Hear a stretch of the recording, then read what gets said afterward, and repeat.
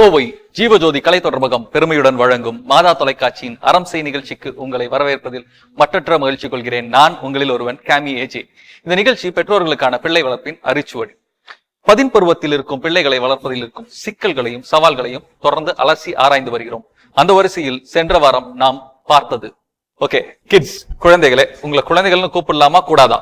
அதுக்கு மேல குழந்தைங்களன்னு கூப்பிட்டா நல்லா இருக்கு. கூப்பிடக்கூடாது. எப்ப உனக்கு தோணுச்சு அந்த மாதிரி? அப்படின்னா நீங்க குழந்தையும் இல்ல, இன்னும் நீங்க அடல்ட்டும் ஆகல, க்ளோஸா இருக்காங்க, பட் அந்த அளவுக்கு இல்லன்னு சொல்றேன். சின்ன வயசுல வந்து அப்பா தான் ஹீரோவா எனக்கு இருந்தது, இப்ப அப்பாவும் ஒரு ஹீரோன்னு ஆயிப்போம். அவங்க சொல்றது வந்துட்டு நாங்க வாழ்ந்த கட்டங்கள் வேற.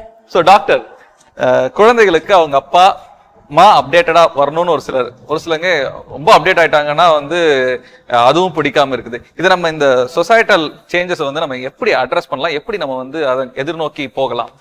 இந்த வாரமும் அதே தலைப்பின் கீழ் விவாதிக்க இருக்கிறோம். இது மாதா தொலைக்காட்சியின் அறம் செய். ஐ திங்க் இது மெயினா குழந்தைங்க பாயிண்ட் ஆஃப் வியூ பாத்தீங்கன்னா அவங்களோட ஃப்ரெண்ட்ஸ், அவங்களோட பியர் அப்படின்னு தான் நான் சொல்லுவேன், இல்லைங்களா? No, am I right? கரெக்ட்டுங்களா? அதாவது ஃப்ரெண்ட்ஸ் எப்படி, அவங்க அம்மா அப்பா எப்படி இருக்காங்க, அப்படி இல்லைன்னா உங்க ஃப்ரெண்ட் எப்படி உங்க அம்மா அப்பாவை பார்க்கணும்னு யோசிக்கிறாங்களோ அந்த லெவலுக்கு எங்க அம்மா அப்பா இல்லை, அப்படி இல்லைன்னா இன்னும் கொஞ்சம் அதிகமா இருக்காங்க. am I right? கரெக்ட்டுங்களா? ஸோ மெயினாக இந்த வியூங்கிறது நம்ம பார்க்குறது அவங்களோட ஃப்ரெண்டு, அந்த குரூப்பு தான். அதுதான் அவங்களுக்கு புரிய வைக்கிறது எந்த லெவலுக்கு அவங்க அம்மா அப்பா போகணுங்கிறது. அவங்களோட ஓன் இல்லை, it's not their own thought, it is group. Okay, so இப்போ குழந்தைகள் என்ன புரிஞ்சுக்கணும் அப்படின்னா, இப்போ உங்க அப்பா அம்மா அப்டேட் ஆகணும்ங்கிறது வந்து உங்களுக்காக இல்லை, உங்களுடைய ஃப்ரெண்ட்ஸ் இல்லை உங்களை சுற்றி இருக்கக்கூடிய நண்பர்கள், உங்களை சொசைட்டின்னு நீங்கள் சொல்றீங்க இல்லையா, அவங்களுக்கு தகுந்த மாதிரி மாறணும்னு. இதை வந்து மற்றவங்க எல்லாரும் சொன்னது கூட நம்ம ஒத்துக்க முடியும். ஆனால் இன்னொன்று சொன்னாங்க, எங்கள் அப்பா அம்மா வந்து இந்த நீ என்ன சொன்ன அது திரும்ப சொல்லு. சொசைட்டி வந்து அதாவது மற்றவங்க இப்படியெல்லாம் யோசிக்கிறாங்க அப்படிங்கிறதுக்காக எங்கள் அப்பா அம்மா வந்து பார்ப்பாங்க, நமக்காக நம்ம வாழ்வோம், ஏன் அவங்க என்ன சொல்லிடுவாங்க இவங்க என்ன சொல்லிடுவாங்க, அவங்களோட பாயிண்ட் ஆஃப் வியூ வரும்போது இப்படி யோசிக்க முடியாது இல்லையா? ஆமாம், அந்த பாயிண்ட் ஆஃப் வியூ அப்படிங்கும் போது அதான் நான் சொல்லும் போது நம்ம சென்ஸ் நான் தான் எனக்கு நான் முக்கியம், என்னை மட்டும் பாருங்க, வேற யாரும் பார்க்க வேண்டாம். இந்த ஏஜ்ல நார்மலா பார்த்தீங்கன்னா தே வில் ஹேவ் ஒரு இமேஜினரி, ஒரு பர்சனல் ஒரு ஸ்டோரி சொல்லுவாங்க, நம்ம பர்சனல் ஃபேபிள்னு சொல்லுவோம். அவங்களுக்கு ஒரு கதை இருக்கும். ஸோ நான் தான் ஹீரோயின், நான் தான் ஹீரோ கதையில. ஸோ என்னை மட்டும் பாருங்க, எனக்கு இப்படி வேணும் அப்படின்னு ஒரு தோணல் வரும். அது நார்மல் இந்த ஏஜ்ல. ஸோ ஆனால் அது எவ்வளோத்துக்கு நம்ம விடணும் விடக்கூடாதுங்கிறத நம்ம ஆஸ் அ பேரண்ட் தான் கண்ட்ரோல் பண்ண முடியும். இட் இஸ் நார்மல், அவங்களுக்கு அப்படி யோசிப்பாங்க. ஏன்னா நான் தான் ஹீரோயின், எனக்கு இப்படி தான் இருக்கணும், எனக்கு இதெல்லாம் வேணும், எனக்கு இப்படி வேணும் அப்படிங்கிற ஒரு கான்செப்டிங் கண்டிப்பாக இந்த நார்மல் இந்த ஏஜில். பட் அதெல்லாம் எனக்கு முக்கியம் இல்லை. அவங்க சொல்கிற மாதிரி எனக்கு வேற யார் என்ன சொல்கிறாங்க முக்கியம் இல்லை, எனக்கு இப்படி இருக்கணும். ஓகே, ஸோ அப்பா அம்மாலாம் நீ அப்டேட் ஆக போறீங்களா, இல்லை உங்கள் குழந்தைகளோட என்ன பண்ணலான்ற ஐடியாவில் இருக்கீங்க அப்டேஷன் அப்படின்ற இந்த விஷயத்தில்? கண்டிப்பா அப்டேட் ஆகணும். நிறைய விஷயம் எனக்கே தோணும். நம்ம வந்து நம்மளுக்காக ஒரு பெர்செப்ஷன் வச்சிருப்போம், அது வச்சு இவங்களே வந்து ரெஸ்ட்ரிக்ட் பண்ற மாதிரி எனக்கு வந்து நிறைய விஷயத்துல தோணும். எந்த மாதிரி விஷயங்கள்? ஏதோ ஒரு சின்ன ஒரு விஷயங்களை சொல்லுங்களேன். ஏன்னா நீங்க இங்கிலீஷ்ல நிறைய பேசுறீங்க, எனக்கு புரிஞ்சுக்கிறதுக்காக எதனா ஒரு விஷயம் சொன்னீங்கன்னா பரவாயில்லாத இருக்கும். அப்படி இல்லை, இப்போ வந்து எங்களோட காலத்துல எல்லாம் பார்த்தீங்கன்னா காலேஜ் போயிட்டு நாங்கள் ஃப்ரெண்ட்ஸோடு வருவோம் இல்லைங்களா, வரும்போது மீறி போனால் சர்ச்சுக்கு போயிட்டு தான் வருவோம். இப்போ வந்து அந்த குழந்தைங்க என்ன பண்ணுறாங்க, ஃப்ரெண்ட்ஸ் கூட மால் போகணும், அங்கே வெளியே எங்கேயாவது போகணும் அப்படின்லாம் ஆசைப்படுறாங்க. ஸோ ஆனால் அவங்க வந்து சொல்கிறது எல்லாமே நம்ம வந்து நிறைவேற்ற முடியாது கண்டிப்பா. ஸோ நம்ம வந்து அப்போஸ் பண்ணும்போது அவங்க வந்து பாருங்க என் ஃப்ரெண்ட்ஸ் எல்லாம் இப்படி இருக்காங்க, ஃப்ரீயா இருக்காங்க, அவங்களோட பேரண்ட்ஸும் விடுறாங்கல்ல, ஏன் நீங்க வந்து விட மாட்டேங்கிறீங்க அப்படின்னு சொல்லிட்டு அங்க வந்து ஒரு, நான் வந்து சான்ஷா பத்தி சொல்லல, அவங்க அக்காவை பத்தி நான் சொல்லிட்டு இருக்கேன். சான்ஷா வந்து பாத்தீங்கன்னா அது ஒரு கிஃப்ட் மாதிரி எனக்கு. அவ வந்து அவளோட பிளேஸ்ல இருந்து யோசிக்க மாட்டா, பேரண்ட்ஸ் என்ன நினைப்பாங்க அந்த பாயிண்ட் ஆஃப் வியூல இருந்து யோசிச்சு நான் அதுக்கேற்ற மாதிரி அவன் வந்து நம்ம கிட்ட கேட்கவே மாட்டான். அந்த மாதிரி இல்ல, ஒரு குழந்தை பெற்றோருடைய இடத்துல இருந்து யோசிக்க போகும்போது பெற்றோருடைய பொருளாதாரம், அப்புறம் அவங்க எதனால குழந்தைகளுக்கு ஒரு விஷயம் சொல்றாங்கிறத புரிஞ்சுக்கிட்டாங்கன்னா போதும். கேட்டோம்னா விடுவாங்களா இல்ல விட மாட்டாங்களா, அது வரைக்கும் அவன் வந்து முன்னாலேயே யோசிச்சு வச்சிருவா. ஆனா அவங்க சிஸ்டர் பாத்தீங்கன்னா அடம் பிடிப்பாங்க கொஞ்சம். இல்ல வீட்ல எல்லாருமே அப்படியே இருந்துட்டா சுவாரஸ்யம் எல்லாம் போயிடும். ஆமா ஆமா கண்டிப்பா. ஸோ அந்த டைம் பார்த்தீங்கன்னா எல்லாத்தையும் நம்ம வந்து ஓகேன்னு சொல்ல முடியாது. இப்போ நிறைய விஷயத்தில் வந்து நான் ரெஸ்ட்ரிக்ட் பண்ணுவேன். கொஞ்சம் ஃப்ரீயாகவும் விடலாம் அப்படின்னு சொல்லிட்டு மாறணும்னு நீங்க முடிவு பண்ணியிருக்கீங்க. ஆமாங்க. சான்ஷியை பற்றி தான் சார் பேசுகிறேன் நான். ஆக்சுவலி இது என்ன ரீசன்னா, நான் அவங்களோட சிஸ்டர்கிட்ட வந்து நாங்கள் அடிக்கடி அவங்க கூட கொஞ்சம் இந்த இது நடக்கும். ஆக்சுவலாக வெளியே கூட்டிகிட்டு போவோம் ரெகுலராக. அதனால கொஞ்சம் மனஸ்தாபம் ஏற்படும். அதை வந்து ரொம்ப கிராஸ் பண்ணிக்குவான். கிராஸ் பண்ணிவிட்டு அதை பேஸ் பண்ணி அவன் நடக்கிறனால எனக்கு இவகிட்ட ஈஸியாக வந்து மூவ் பண்ணுறதுக்கு ஈஸியாக இருக்குது. ஸோ ஈஸியாக அண்டர்ஸ்டாண்ட் பண்ணிக்குவான். ஓகே, அவங்க அக்கா என்ன படிக்கிறாங்க, என்ன பண்றாங்க? அவங்க செகண்ட் இயர் பண்றா. அப்படிங்க ஃபேஷன் இப்போ எங்க வருது அப்படின்னா காலேஜுக்கு போனதுக்கு அப்புறம் தான் இந்த பிரச்சனைகள்லாம் வருது சொன்ன மாதிரி. ஸோ இப்போ காலேஜ் போயிட்டு இருக்க ஒரு பொண்ணோட அம்மாட்ட கேட்கலாம், நீங்க சொல்லுங்க. கரெக்டாக தான் போயிட்டு இருக்குன்னு தோணுது எனக்கு. நீங்க இன்னும் அப்டேட் ஆகணும்னு அவசியம் இல்லை. ஒன்றும் அது இல்லை. ஏன்னா நாங்கள் வந்து எங்களோட லெவலில் நீ இப்படி இருக்கணும் அப்படின்னு நாங்கள் சொல்கிறோம். அதை கேட்டு நடந்துட்டாங்கன்னா அவங்களோட ஃப்யூச்சருக்கு நல்லா இருக்கும் அப்படின்னு நான் நினைக்கிறேன். அதனால அந்த அளவுக்கு அவங்களோட இதுக்கு போக வேண்டாம் அப்படின்னு என்னோட. அவங்க உங்க மதம் இல்லையா? இல்ல அவங்க சொன்னது என்னன்னா, நமக்கு இப்போ நீங்க வந்து ஒரு விஷயம் ஒரு ஒரு ட்ரெஸ் போடுறாங்கன்னு வச்சுக்கோங்களேன். அவங்க சொன்ன விஷயம் இதுதான், நான் புரிஞ்சுக்கிட்டு நான் சொல்றேன், தப்பா இருந்தா சொல்லு. இப்போ ஒரு ட்ரெஸ் போடுறாங்கன்னு வச்சுக்கோங்க, இந்த ட்ரெஸ் எல்லாம் போட்டு வெளில வர வேண்டாம், பாக்குறவங்க என்ன நினைப்பாங்க அப்படின்னு சொல்றது. ஆனா அந்த ட்ரெஸ்ஸுங்கிறது அந்த குழந்தைக்காக, அந்த பெண்ணுக்காக அவங்க போட்டுக்கிற ட்ரெஸ். ஸோ அதுல மற்றவங்க என்ன நினைப்பாங்கன்னு ஏன் நினைக்கிறீங்க? வெளியில வாங்க, அப்டேட் ஆகுங்க அப்படிங்கிறாங்க. இல்லை, இப்போ சர்ச்சுக்கு போறோம்னு வச்சுக்கோங்க. இப்போ சர்ச்சுக்கு போறதுக்குன்னு ஒரு சில ட்ரெஸ்ஸஸ் இருக்கு, அதுதான் போட்டுட்டு கூட்டிட்டு வருவோம். அது இல்லாமல் வந்து இல்லை நான் இந்த மாதிரி வரேன் அப்படின்னு எல்லாம் சொன்னால் வந்து நாங்கள் அலோவ் பண்ண மாட்டோம். அப்போது இந்த மாதிரி தான் வரணும். எங்கள் கூட வரும்போது நீ இப்படி தான் இருக்கணும். உன் ஃப்ரெண்ட்ஸ் கூட போகும்போது நீ வந்து உன்னோட இஷ்டம் எப்படியும் அந்த மாதிரி போய்க்கலாம். அது ரொம்ப மாடர்னாலாம் அப்படி போகக்கூடாது.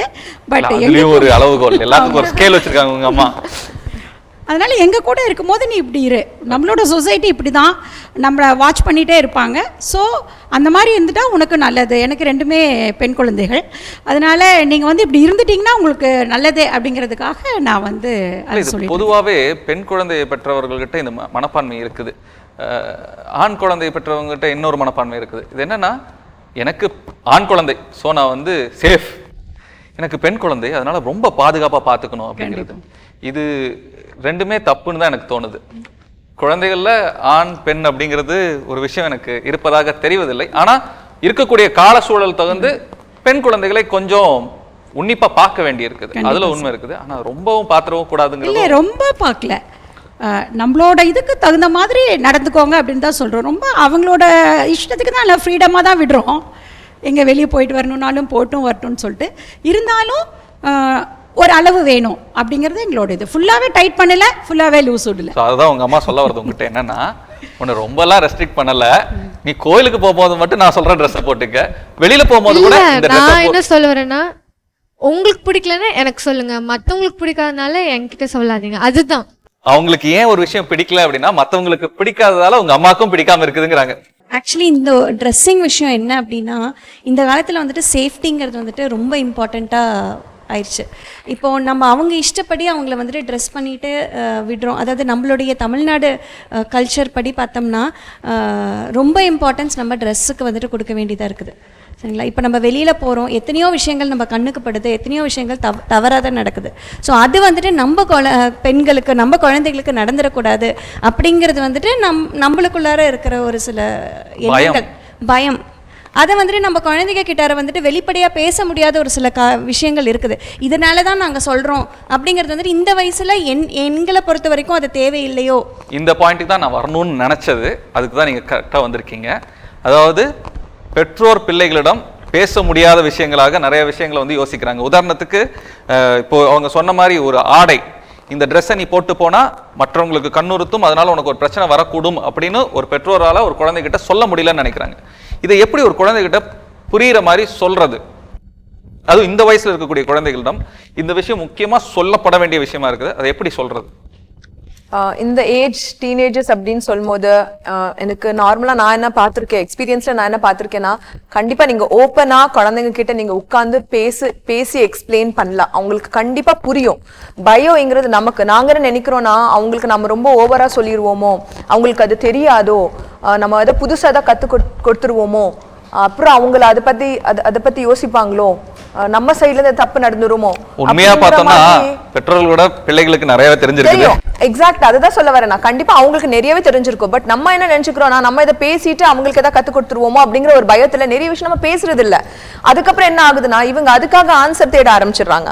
அப்படி இல்லைன்னா அவங்க சொல்ற ரொம்ப க்ளோஸ் குரூப், ஃப்ரெண்ட்ஸ் குரூப்போட போய் அந்த டிஸ்கஷன் நடக்கும். அதுல ஒரு 4-5 பேருக்கு நல்லதா தெரியும், அவங்க கரெக்டா சொல்லுவாங்க. இன்னும் ஒரு 4-5 பேர் அவங்களுக்கு எதாவது தப்பா புரிஞ்சிருக்கோ அந்த தப்பா சொல்லுவாங்க. இப்ப இவங்களுக்கு எது கரெக்ட் எது தப்புன்னு தெரியாது. அவங்க என்ன பேசியிருக்காங்க அதுல இருந்து அவங்க ஒரு ஆன்சரை புடிச்சிட்டு வந்துடுறாங்க. அதுக்கு பெட்டர் நம்ம உட்கார்ந்து கிளியரா பேசிக்கிறது ரொம்பவே பெட்டர். அது ஸ்பெஷலா இந்த 12 வயசுக்கு அப்புறம் நீங்க ரொம்ப ஓப்பனா பேசிக்கலாம். எந்த டாபிக் பத்தியும் நீங்க கிளியரா ஒரு அப்பா ஒரு பொண்ணுகிட்டே ஒரு அம்மா ஒரு பையன்கிட்டேன்னு பார்க்க தேவையில்லை.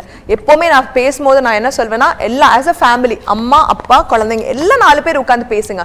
சம்டைம்ஸ் சில விஷயம் ஒரு அம்மாவா என்னால சொல்ல முடியாதோ, என்னால அதை எக்ஸ்பிரஸ் பண்ண முடியலன்னா கண்டிப்பா அப்பா அதுக்குள்ள வரலாம்.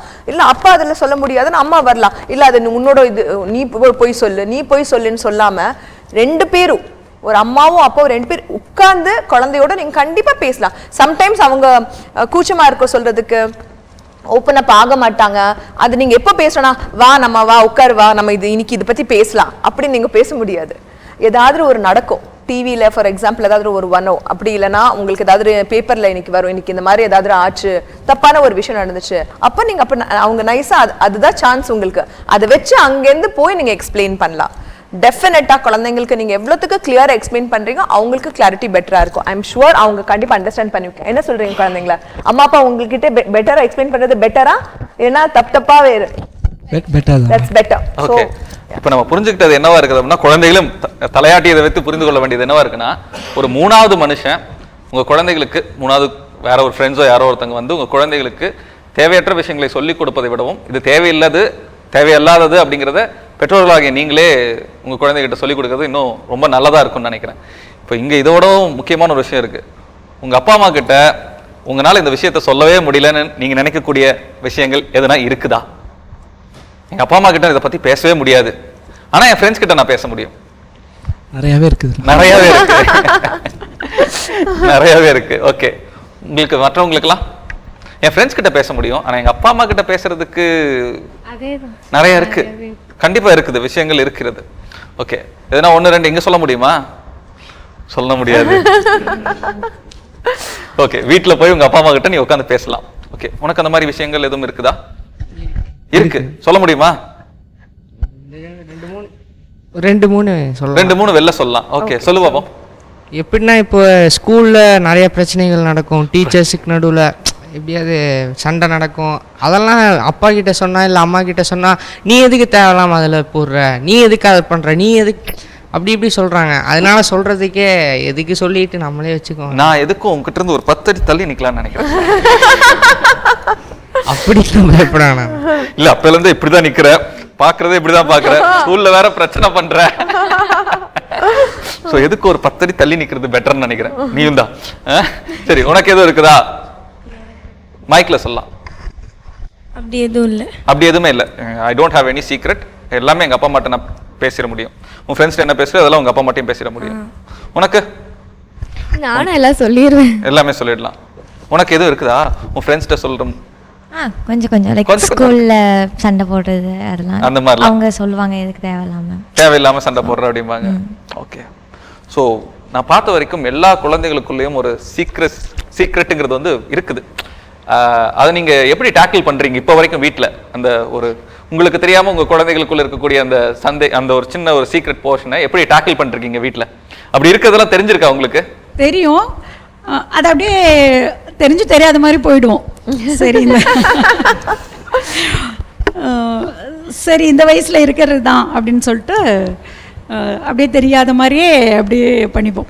ஸோ உங்களுடைய சீக்ரெட்ஸ் எல்லாமே உங்க அப்பா அம்மாக்கெல்லாம் தெரியும், ஆனா தெரியாத மாதிரி ஓகே இருக்கட்டும், சீக்ரெட்டாவே இருக்கட்டும் அப்படிங்கிறாங்க. ஓகே, எல்லா விஷயங்களும் தெரிய வரும். சில விஷயங்கள் நாகரிகருதி நம்ம அதை கண்டுக்காமல் போயிடுவோம். மெயினாக அப்பா பையன் வரும்போது கொஞ்சம் அவனுக்கு ஒரு ஏஜ் 18 வந்துருச்சு இல்லைங்களா, அதனால் கொஞ்சம் டிஸ்டன்ஸ் வரனாங்காட்டிக்கு அவங்க அம்மா கிட்ட தான் அவன் கொஞ்சம் எல்லாமே ஷேர் பண்ணுவான்.ன்றப்போ அவங்க கொஞ்சம் நாசுக்கா நாகரிகமாக அதை சில விஷயங்களை வந்து ஹேண்டில் பண்ணிடுவாங்க. அது முகத்திலேயே தெரிஞ்சிடும், காட்டி கொடுத்துரும். ஏன்னா ஸ்கூலுக்கு போயிட்டு ஏதோ ஒரு பிரச்சனை வரும்போது சொல்லலாமா வேண்டாமா அப்படிங்கிற ஒரு மனக்குழப்பம் வந்துட்டு அவங்களுக்குள்ளார இருக்கும். அதில் ஒரு 4 கேள்வி கேட்டாலே வந்துட்டு கடகடன்ட்டு வெளியில் வந்துடும். ப்ராபபிலிட்டி போட்டு கேள்வி கேட்டு பிடிச்சு. ஆனால் அதில் ஒரே ஒரு விஷயம் என்ன அப்படின்னா, அது அவங்களுக்கு சாதகமாக பேசுவாங்க. ஓ, அதை அக்செப்ட் பண்ணிக்கிறது வந்துட்டு அது எப்படி நம்ம எடுத்துக்கணுங்கிறதுல வந்துட்டு நம்ம இன்னும் அதில் ரொம்ப ஆழமாக போக வேண்டிய ஒரு சூழ்நிலை. ஏன்னா நம்ம குழந்தைங்க சொல்கிறது அப்படி எடுத்துக்கவும் முடியாது. அதனால் ரொம்ப ஆழமாக போக வேண்டியது இருக்குது. அதனால் ஒரு சில நேரத்தில் அதை நாங்கள் எடுத்துக்கிறதும் கிடையாது. அதை அப்படியே விட்டுறது. அது குழந்தைங்க, அதனால் அது அப்படி தான் இருக்குங்கிற மாதிரி விட்டுறது. ஓகே. எங்கள் வீட்டில் பார்த்தீங்கன்னா 2 பேருமே ரொம்ப டிரான்ஸ்பேரன்சி. 2 குழந்தைங்களுமே வந்துட்டு மோஸ்ட்லி எல்லாமே வந்துட்டு என்கிட்ட சொல்லிடுவாங்க. அதான் சொன்ன அப்படி சொல்லிடுறேன் அப்படின்னு தான் சொன்னாங்க. எப்பயுமே என்னோட பிள்ளைங்கள்ட்ட நான் ரொம்ப ஃப்ரெண்ட்லியாக தான் இருப்பேன். ரொம்ப எதுவும் ரகசியம் எதுவும் இருக்கிற மாதிரி எனக்கு நீங்க உங்க குழந்தையாவே இருக்கணும் தான் நினைப்பீங்களா சொன்னாங்களே.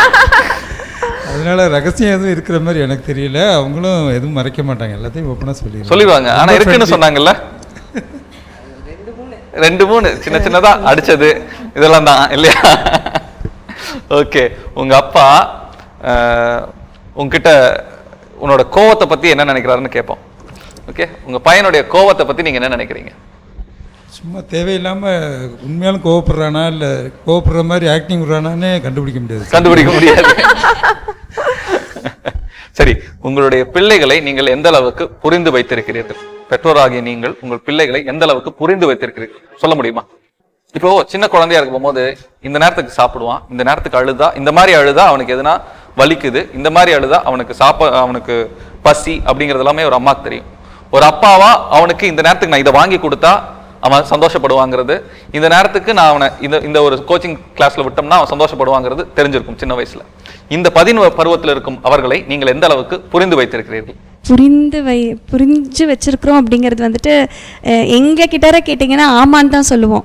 பட் அது ஆப்போசிட்டாக கேட்கும் போது அவங்களோட தாட்ஸ் வந்துட்டு எப்படி இருக்குதுங்கிறது எங்களுக்கு தெரியாது.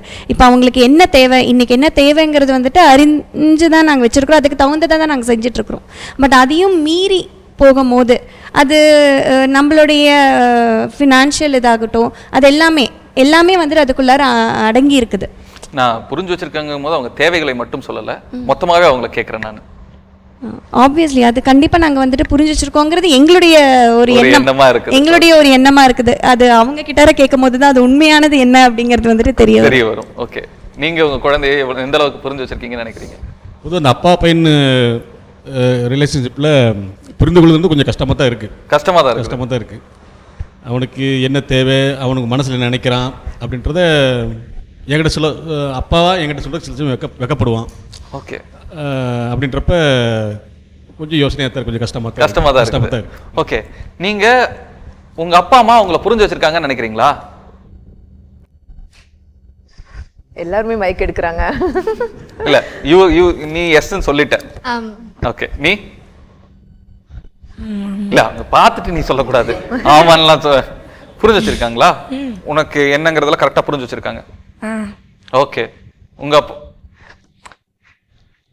என்னோட பேசிக் நீட்ஸ் என்ன அப்படின்னு புரிஞ்சு வச்சிருக்காங்க. பேசிக் நீட்ஸ் என்னன்னு புரிஞ்சு வச்சிருக்காங்க. உனக்கான தேவைகளை எல்லாத்தையும் கரெக்டா கொடுத்துறாங்க. பேசிக் தேவைகளை கரெக்டா கொடுத்துறாங்க. ஓகே, அதுக்கு மேல ஏதோ இருக்கு. சாம் சொல்ல வரா நிறைய இருக்கு. பட் நானும் ஒரு சில நேரம் வெளியே காட்டிக்க மாட்டேன். அவங்களா புரிஞ்சுப்பாங்கன்னு நினைப்பேன். அது சம்டைம்ஸ் ஒர்க் அவுட் ஆகாது. இங்க தான் டாக்டர் சொன்ன ஒரு முக்கியமான விஷயம் நம்ம எல்லாத்துக்குள்ளேயும் தேவையா இருக்குது. என்னன்னா, குடும்பமாக உட்கார்ந்து பேசுவது. அப்பா அம்மா பிள்ளை 3 பேரும் உட்கார்ந்து பேசினா குழந்தையினுடைய பிரச்சனைகளையும் அவர்களுடைய தேவைகள் எல்லாம் அதை மீறி அந்த குழந்தைக்குள்ள இருக்கக்கூடிய விஷயங்களையும் நம்ம தெரிஞ்சுக்க முடியும். சீக்ரசி அப்படிங்கிறது கண்டிப்பாக வந்து ஒவ்வொரு மனுஷனுக்குள்ளேயும் இருக்கத்தான் செய்யும். அதில் ஒரு பெரிய விஷயம் ஒன்றும் இல்லை. ஆனால் பெரும்பாலும் இந்த குழந்தைகளுக்குள்ள இருக்கக்கூடிய அந்த விஷயங்களை வெளியில் எடுத்துடுவது நல்லதுன்னு டாக்டர் சொல்லியிருக்காங்க. ஸோ உட்காந்து பேசுவது ரொம்ப முக்கியமாக இருக்குது. டாக்டர் அங்கே அவர் சொல்ல போகும்போது எனக்கு ரொம்ப முக்கியமாக பட்டது, அப்பா பையன் அம்மா பையன். இது எப்படி நம்ம எடுத்துக்கிறது டாக்டர், ஹேண்டில் பண்ணுறது எப்படி? பெரும்பாலும் அம்மாக்கள் குழந்தைகளோட ஒட்டிடுறாங்க, அந்த குழந்தைகளும் அம்மா கிட்ட எல்லாத்தையும் ஓப்பன் அப் பண்ணுறாங்க. ஆனால் அப்பா கிட்ட அந்த விஷயங்கள் வருவதே இல்லை. இது ஏன், எதனால, இது எப்படி ஹேண்டில் பண்ணுறது? ஓகே, நான் ஃபர்ஸ்ட் எமோஷன்ஸ்லேருந்து போகிறேன். எனக்கு எமோஷன்ஸ் நிறைய கொஷின்ஸ் வந்துச்சு. அதனால் அது ரெண்டுமே ஒன்றா தான் வரும். அதனால் அங்கேருந்து போகிறேன். நிறைய டைம் குழந்தைங்க அவங்க சொன்ன மாதிரி சம்டைம்ஸ் எப்போ கோவப்படுறான் எப்போ நல்லா இருக்கான்னு நமக்கு தெரிய மாட்டேங்குது. நான் எப்பவுமே இந்த விக்ரம் ஒரு மூவி பண்ணாங்க அம்பி, அதுக்கப்புறம் அன்னியன் மாறுவாங்க இல்லைங்களா, சடனா ஒரு அம்பின்னு வருவாங்க, அதுக்கப்புறம் பார்த்தா அன்னியன் ஆயிடுவாங்க. ஐயோ இப்போதானே நல்லா என்ன ஆச்சுடா அப்படிங்கிற மாதிரி. எங்க வீட்டுல எனக்கும் ஐ ஹாவ் வீட்டுல டீனேஜர் இருக்கு, இப்போதானே நல்லா இருந்தா இப்போ எதுக்கு கோவப்படுறா, என்ன ரீசன், என்ன எதுக்கு ஆச்சுன்னுங்கிறதே நமக்கு புரிய மாட்டேங்குது. ஸோ மெயினாக இந்த எபிசோடில் நான் என்ன சொல்ல வரேன்னா, குழந்தையோட பிரெயின் நம்ம சொல்கிறோம், இந்த பிரெயின் க்ரோத் அப்படின்னு நாங்கள் சொல்கிறோம். அவங்களுக்கு மேக்ஸிமம் 6 வயசுல அது ஃபுல்லாக வளர்ச்சி அடையுது, இட் இஸ் க்ரோயிங். ஆனால் 21 வயசு 21 to 25 இயர்ஸில் தான் அது ஃபுல்லாக வயரிங் எல்லாம் ஃபுல்லாக ஃபினிஷ் பண்ணி உங்களுக்கு கிளியராக வருது. ஒரு கன்ஸ்ட்ரக்ஷன் ஹவுஸ் மாதிரி. 21 வயது 21 இயர்ஸ் 21 வயசுல தான் உங்களுக்கு ரெடியாகி வரும். அப்ப இந்த வயசுல குழந்தைகளுடைய மூளை என்ன மாதிரியான அமைப்புல இருக்கும்? அதான் growthங்கிறது ஆயிரும், உங்களுக்கு அந்த வளர்ச்சிங்கிறது ஆயிருதா தவிர உள்ளுக்குள்ள இருக்கிற வயரிங் உங்களுக்கு பிளாஸ்டிசிட்டின்னு சொல்றோம், நல்ல மோல்ட் ஆகும். நீங்க என்ன ஆக்சுவலா பாத்தீங்கன்னா 0 பிறந்ததுல இருந்து 2 வயசு வரைக்கும் இருக்கிற குழந்தைங்களுக்கு ஒரு பிரெயின்ல ஒரு நல்ல growth வரும். அதே டைம் இந்த ஸ்டேஜ் இந்த 11 to 13 இயர்ஸ்ல இன்னொரு ஒரு growth spurt வரும். இந்த ஸ்டேஜ் நீங்க அழகா குழந்தைங்களை மோல்ட் பண்ணலாம், அழகா நீங்க அவங்க கிட்ட எல்லாமே நீங்க புரிய வைக்கலாம், அண்டர்ஸ்டாண்ட் பண்ண வைக்கலாம். இந்த growth spurtingகும் நல்லா வரும். ஒரு வீடு நம்ம கட்டும் போது என்ன பண்றோம், எல்லாமே வால்ஸ் எல்லாம் கட்டிடுறோம் இல்லைங்களா, எல்லாமே பண்ணிடுறோம். அப்போ நம்ம டக்குன்னு வீட்டுக்குள்ள போக முடியுமா? முடியுமா? போய் இருக்க முடியுமா? இல்ல. என்ன பண்ணோம் நம்ம ஃபுல்லா உள்ளுக்குள்ள. அப்போதான் மேஜர் ஒர்க் நடக்குது. இப்போ 10-11 வயசு வரைக்கும் நடந்தது வீடு கட்டுனது மட்டும்தான். இந்த உள்ள இருக்கிற இந்த ஃப்ளோரிங், இந்த பெயிண்டிங், இது வழக்கமாவே நடக்கும். அதாவது சிவில் இன்ஜினியர் தான் நீங்க, இது வழக்கமாவே நடக்கக்கூடிய விஷயம். என்னன்னா சீலிங் போட்டோம்னு வச்சுக்கோங்க, அப்பா என் வீடு கட்டிட்டோம் அப்படிங்கிற நிம்மதி கட்டினவங்களுக்கும் சரி அவங்களுக்கு ஓனருக்கும் சரி வந்துடும். ஆனா அந்த சீலிங் போட்டதுக்கு அப்புறம் வேலை முடிகிற வரைக்கும் இருக்கிற பீரியட் ரொம்ப அதிகம். அது வரைக்கும் நம்ம காத்துட்டு இருக்கவே மாட்டாங்க, எப்ப உள்ள போலாம் கிரக பேச வைக்கலாம்னு தொடங்கிடுவாங்க. ஸோ இந்த நான் சொல்ற அந்த ஸ்டேஜ் நம்ம எப்படி அந்த வீடு அந்த ஃபுல்லா ஃபினிஷிங் கிளீன் நீட் பர்ஃபெக்டா நம்ம கேட்குறோம், அது வாலிப வயசு அடல்ட் வயசுக்கு வந்துடும். பட் அந்த ஸ்டேஜ் தான் இவங்களோட வயசு அடோலசென்ட். ஸோ நீங்க ஒரு கன்ஸ்ட்ரக்ஷன் வீட்டுக்குள்ள போனா எப்படி இருக்கும், கால் வச்சு பார்த்துருக்கீங்களா? எந்த சைட்ல திரும்பினாலும் ஏதாவது ஒன்று குத்தம், இந்த பக்கம் திரும்பினா குத்தம், அந்த பக்கம் திரும்பினா குத்தம், ஃப்ரண்ட்ல என்ன பண்றதுன்னு தெரியாது. அதே நிலைமைதான் அண்டர் கன்ஸ்ட்ரக்ஷன் வீட்டுக்குள்ள, அதாவது கட்டுமானத்தில் இருக்கும். சோ இவங்க ஆக்சுவலா அண்டர் கன்ஸ்ட்ரக்ஷன் நடந்துட்டு இருக்கு, வேலை நடந்துட்டு இருக்கு. சோ நம்மளும் அது புரிஞ்சுக்கணும். நமக்கு we have to give, நமக்கு அவங்க கொஞ்சம் டைம் கொடுக்கணும். என்ன ஆயிருது, அவங்க வளர்ந்துடுறாங்க, ஹைட் வந்துடுறாங்க, எல்லாம் வந்துடுது. என்ன நீ இவ்வளவு பெருசா இருக்கு, உனக்கு இதுமா தெரியாது, எக்ஸாம் இருக்கு உனக்கு உட்காந்து படிக்கணும்னு தெரியாதா அப்படிங்கிறப்ப நம்ம எக்ஸ்பெக்ட் பண்றோம். கண்டிப்பா பண்றோம். அஸ் அ பேரண்ட் நானும் பண்ணியிருக்கேன், நான் நிறைய வாட்டி அந்த மாதிரி சொல்லியிருக்கேன். பட் என்ன ஆகுதுன்னா அவங்க பிரெயின் அந்த நான் சொல்ற மாதிரி அவங்களோட மூளையில ப்ரீ ஃப்ரான்டல் கார்டெக்ஸ் அப்படிங்கிற ஒரு பார்ட் இருக்கு. அது ஆக்சுவலா ஃப்ரண்ட் ஆஃப் த இந்த ஒரு ஃப்ரண்ட்ல தான் வரும். பேர் என்ன doctor? Pre frontal cortex. Pre frontal cortex அதுதான் இந்த பிரெயின்ல இந்த ஃப்ரண்ட் பார்ட். ஸோ அந்த பார்ட் தான் உங்களுக்கு டிசிஷன். நம்ம வாலிப வயசுல நாங்க அடல்ட்ல நாங்க என்ன பண்ணுவோம், ஓகே நம்ம வேலைக்கு போகணும். நீங்க எல்லாம் பைக் ஓட்டிருப்பீங்க இல்லைங்களா, 18 வயசுல நீங்க பைக் ஓட்டுனதுக்கு இப்போ பைக் ஓட்டுறதுக்கு எவ்வளவு டிஃபரன்ஸ் இருக்கு சொல்லுங்க சார். நீங்க கண்டிப்பா வித்தியாசம் இருக்கும் டாக்டர். அதுதான் ஐ அம் கோயிங் டு தட். இருக்கு, வித்தியாசம் இருக்கு. இப்பெல்லாம் வந்து ஒரு 40-50 பேர் நம்ம போக முடியாது. அப்போ ஸ்பீடே தெரியாது இல்ல. ஏன் அப்படி தோணுச்சு உங்களுக்கு அந்த 18 வயசுல? ஏன் அப்படி தோணுச்சு? ஒரே நிமிஷம் டாக்டர், இங்க நம்ம கேட்க வேண்டிய ஆள் அங்க இருக்காரு. நீ சொல்லு, உனக்கு பைக் எவ்வளவு வேகமா ஓட்ட பிடிக்கும்? எனக்கு பைக் எவ்வளவு வேகமா போகுமோ அவ்வளவு வேகமா ஓட்ட போய் அந்த முட்டணும், அந்த ரெட்ல போய் முட்டணும் அந்த அளவுக்கு. சோ நீங்களும் அப்படிதான் அந்த வயசுல இருந்திருப்பீங்க. பட் ஏங்க சார் ஏன் உங்களுக்கு அப்படி தோணுச்சுன்னு கேக்குறேன். அப்போ வந்து நமக்கு எனக்கு கமிட்மெண்ட் இல்லை, நான் ஃப்ரீ, எனக்கு என்னன்னாலும் எனக்கு பிரச்சனை இல்லை, அந்த மாதிரி இருந்தது. எதுவுமே தோணல இல்லைங்களா? அந்த இம்பார்ட் நெக்ஸ்ட் என்ன ஆகும், சரி நான் விழுந்தேன்னா அடிபட்டுச்சுன்னா என்ன ஆகும் அப்படின்னு உங்களுக்கு தோணல? பயம் இருக்கு, எப்பவுமே பயம் இருக்கு. அந்த ஒரு தோணல் வந்திருக்காது கண்டிப்பா அந்த ஒரு ஹைப்ல. ஆனா ஏன்னா அந்த ஒரு பார்ட் ஆஃப் த பிரெயின் அப்போ க்ரோ ஆகல, இப்போ உங்களுக்கு க்ரோ ஆயிருக்கு. அதனால நீங்க என்ன பண்ணுவீங்க, புரிஞ்சுப்பீங்க, ஓகே ஃபைன் நான் இப்படி ஸ்பீட் அப்ப எங்க கை கால் உடஞ்சதுன்னா அவ்வளவுதான் அங்கிற மாதிரி நம்ம யோசிக்கிறோம். ஸோ அந்த பார்ட் ஆஃப் த பிரெயின்ங்கிறது இவங்களுக்கு இன்னும் ரெடி ஆகல. ஸோ நம்ம இருந்தாலும் அவங்க இவ்வளோ ஃபிசிக்கலாக வளர்ந்தாலும் நம்ம என்ன பண்ணணும்னா அவங்கள கொஞ்சம் கைட் பண்ண இந்த மாதிரி டிசிஷன்ஸ் எடுக்கிறதுக்கு. இப்போ அந்த பார்ட் ஆஃப் பிரெயின் தான் ரெடி ஆகலன்னு வைங்க. அந்த பகுதி மூளையின் அந்த பகுதி வந்து என்ன வேலையை செய்யுதுங்க டாக்டர்? எக்ஸாக்ட்லி அதுதான் வரேன் நான். அந்த பார்ட் தான் மெயினாக உங்களுக்கு டிசிஷன்.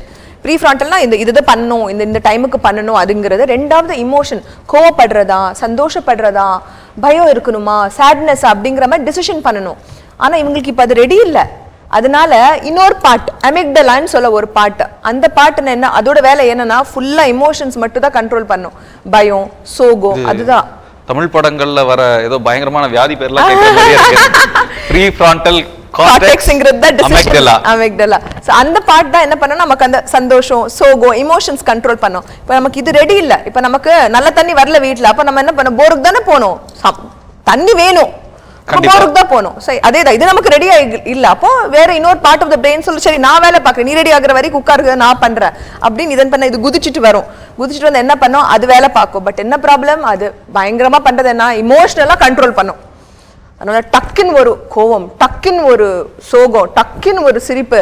என்னடா இது நடந்திருக்கா வீட்ல இந்த எமோஷனல் சேஞ்ச் ஓவர், டக்குன்னு வர கோவங்கள், இது அழுகை, இதெல்லாம் வந்து மாறி வருது, இல்லைன்னா வந்து ஒரு பூ மாதிரி டப்புன்னு வர மாதிரிலாம் இது நடந்திருக்குதா? நடந்திருக்குது, எல்லார் வீட்லயுமே நடந்திருக்கு. பதின் பருவத்தினரை வளர்ப்பதை பற்றி பார்த்து வருகிறோம். இதே தலைப்பின் கீழ் அடுத்த வாரமும் விவாதம் தொடரும். அதுவரை உங்களிடமிருந்து விடைபெறுவது உங்களில் ஒருவன், கேமி ஏஜே.